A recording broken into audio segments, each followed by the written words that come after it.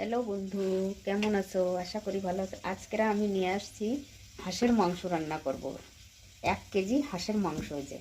1 KG দিয়ে দেব গোটা রসুন, টমেটো কুচি, রসুন বাটা, পেঁয়াজ বাটা, আদা বাটা।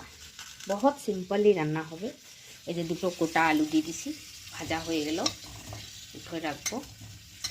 দেখতে থাকুন আমার সঙ্গে।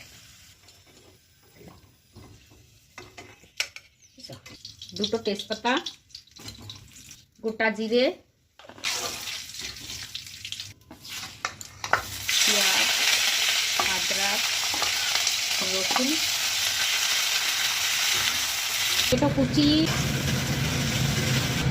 1 চামচ হলুদ গুঁড়ি, 1 চামচ লবণ, চামচ ধনে গুঁড়ি, ঝালের গুঁড়ি। মশলাটা ভাজার জন্য একটু জল দিতে হবে। এই যে হাঁসের মাংস এনে ঢেলে দিতে হবে।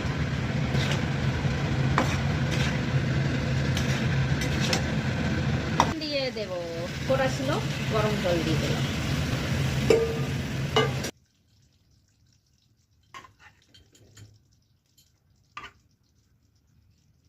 আমার হাঁসের মাংস রেডি হয়ে গেছে। আপনারা চাইলে বাড়িতে বানিয়ে ট্রাই জরুর করবেন। ভালো লাগলে লাইক সাবস্ক্রাইব অবশ্যই করবেন। ধন্যবাদ।